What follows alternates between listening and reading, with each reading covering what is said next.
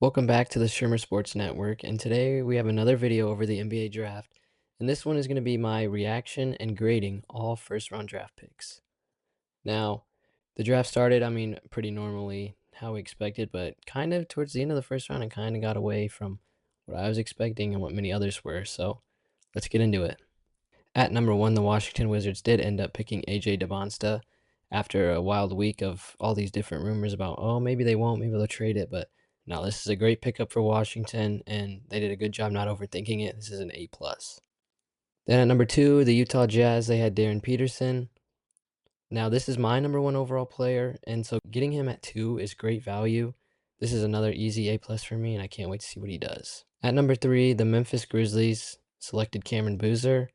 And this is another possible number one overall pick, and getting him at three, just another great value pick, and he should fit well in Memphis, an A plus. So we knew that was going to be the top three. Maybe the Bulls decide to go and get weird at number four, but no, they do select Caleb Wilson. And this is getting old at this point, but it's another great prospect, and getting him at four is great. It'll be interesting how he does offensively in the NBA. We know his defense is going to be outstanding, but I'm really interested to see what he does offensively. This is going to be an A for me. Next up, the Los Angeles Clippers selected Keaton Wagler at number five. And just what a great story Wagler is. He comes out of nowhere, and now he ends up as a top five pick. And for the Clippers, this is a huge win because you enter the lottery without a pick and then you end up with one of the best scorers in the class. This is easily an A for me. Now, here's my first kind of like, I don't know, pick, with being the Brooklyn Nets selecting Mikal Brown Jr. at number six. And as the countdown to the draft got closer, it kind of just kept getting rumored that Brown was going to get taken over Acuff. And I was kind of questioning that. So to see him actually go over Acuff and even Flemings, it doesn't really make much sense to me, but I feel like he can still be a solid player.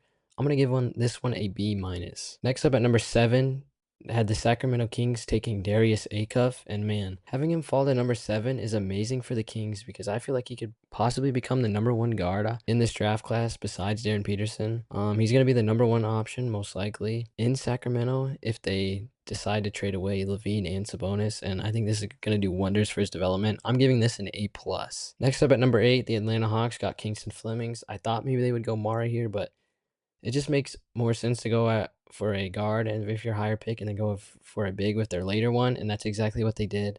I'm glad he didn't slide due to his build, and I'm giving this one an A. Next up at number nine, this was kind of our first stunner with the Dallas Mavericks taking Morris Johnson. This one is very interesting. Obviously, the hiring of Dusty May makes this pick make more sense, but taking him over Morrow or Lindenberg kind of perplexed me there.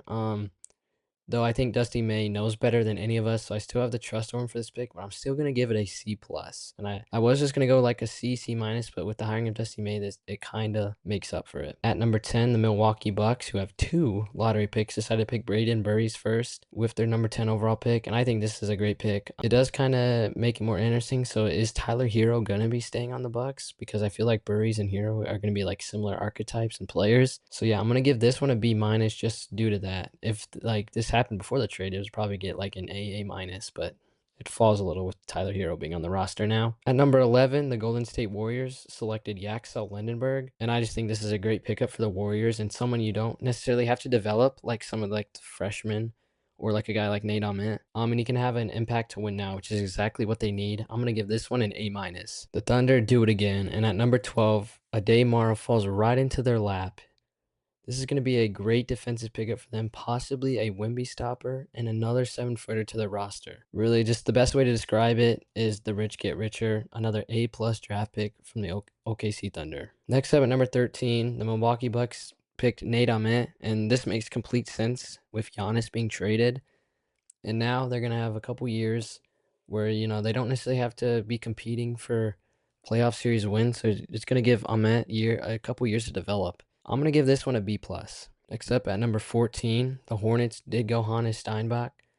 I feel like they were expecting Morez to still be on the board here. If him now, they're going to have to settle for Steinbach, which I don't think is a big reach. In my mock draft, he was my first pick outside the lottery. So I'm just going to give this one a B. It's going to be interesting to see how he performs on this Hornets team. Now we have our second big reach here with the Chicago Bulls selecting Dalen Swain. I feel like he's gonna be a great scorer for the Bulls, but for what they could have had, maybe like a true guard, this one just seems a little early. I don't hate the pick, it just again seems a bit early, so I'm gonna give this one a C plus. Next up, we have Bennett Sturds, who originally was on the Grizzlies, but this pick's getting traded to the Thunder.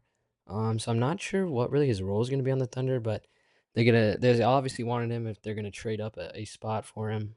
So I would expect him to carve out some kind of a role on the team, and I'm gonna give this one a B minus. Then the Grizzlies took Ibuka Okorie, but this pick also ended up getting traded to the Detroit Pistons.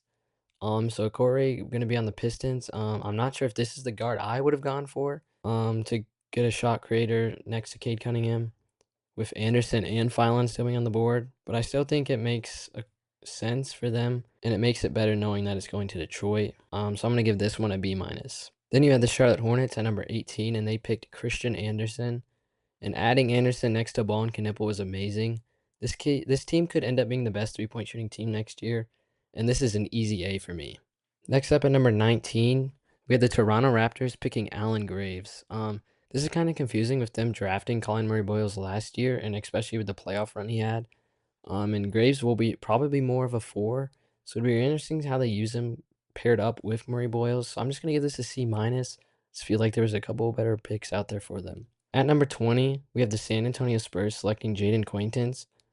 Um, and this might have been like a counter pick to the Mara pick, but in all seriousness, I'm surprised to see them go developmental player here, not someone who can help you win now. You can make an argument that if Quaintance is healthy, he can help them win now, but we'll have to see. I don't mind it though. It's exactly what they need. They needed a backup center, more athletic backup center to pair with Wimby, and this is exactly what Quaintance is. So I'm gonna give this one a B. Next up, then, we had the Detroit Pistons selecting Kareem Lopez, but this one ends up getting traded to Memphis. And I think this is going to work for both Memphis and Lopez. I didn't think he would follow the lottery, but man, was I wrong. And the Grizzlies getting him here is good value, and they will be able to develop him before they have to start winning playoff games. I think this is a B plus for them, and they got great value out of this pick. Next up at number 22, the Philadelphia 76ers selected LeBaron Philon, and his fall finally ends. And man, the Sixers get yet another steal of a guard, and it makes you wonder why they even traded Jared McCain in the first place.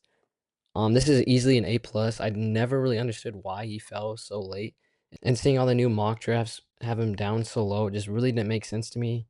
So this is a complete steal at 22. Next up for Atlanta at 23, they selected Zuby Elijahfor with their second pick. This is the first pick that had me genuinely shocked. I was not expecting him to go this early, but I figured Zuby could be like a borderline first round pick, but it seems a little early. Um, but this could be showing that the Hawks are all in and don't necessarily want a big that they will have to develop. And he's also a great defender, which was definitely their biggest weakness from their playoff run. So I'm gonna give this one a B. Then at number 24, the Lakers selected Cameron Carr, and honestly, I'm surprised he kind of fell this late after the combine he had. But the Lakers add an athletic score, which they definitely needed. So I'm gonna give this one a B plus. I think this is a great fit for Carr. Then at number 25, the Knicks selected Sergio De Lara, and this pick's going to be traded to the Dallas Mavericks, which is exactly where I had him going. So this is a perfect pickup for the Mavs. They get a point guard. Right now, he's going to be a backup point guard to Kyrie, which just works out even better. But if they are to move on to Kyrie, then you have someone who can fill in his role. Maybe not this season, but definitely next season. So I'm going to give this one a B minus. So then at 26, the Denver Nuggets selected Terrace Reed Jr. And then this pick ended up getting traded to the San Antonio. So the Spurs go out and get both of their backup centers for Wemby. And it's really interesting that the Nuggets decided to trade this pick away when they literally needed the same exact thing. But back to the Spurs, they get even younger with Plumlee and Biyombo being like their two like backups to Luke Cornett. Now you replace it with two rookies. It just makes complete sense for them. And they will have usable bigs behind Wimby and more athletic bigs. So I'm gonna give this one a B plus. I really liked it. So the next up at number 27, the Boston Celtics selected Chris Sinak. And it seems the front offices of the league were on the same page as me and not very high on Sinak. He's definitely going to be a project that definitely has potential, but for what you're getting right now, especially with him being a projected late first round, he's not really going to help you win playoff games, I don't think, early on. But down the line, he could become a valuable player. So I am going to give this a B minus just based off of that. Then we had the number 28 overall pick that just got traded to the Brooklyn Nets, and they selected Joshua Jefferson. As an Iowa State fan, I was worried he was going to fall out of the first, but he does go, and it's an interesting fit for Brooklyn with them just trading for Julius Randle and then still end up drafting Jefferson. So maybe they're hoping that Randle can develop Jefferson into, I mean, I don't necessarily want to say the next him because I don't think that'd be great for Jefferson. But if you're like talking about the prime of Randall, then maybe that can be a good thing. But I'm high on Jefferson, so I think this can end up working. I'm gonna give this one a C plus just because I don't like them drafting him after trading for Randall. Next up, we had the Cavs select Alex Carabin at number 29. This pick is gonna end up getting traded to the Kings. And they get themselves a great wing to pair with Acuff. He's gonna be a great catch and shoot player, and I think Kings just going out and getting good players is going to help them in their rebuild. I'm going to give this one a B. And then with the last pick, the Mavericks selected Koa Pete, which this pick's going to end up getting traded to the Phoenix Suns, which means Pete is staying in state. And the Suns continue to add bigs, which is definitely their biggest weakness from last year.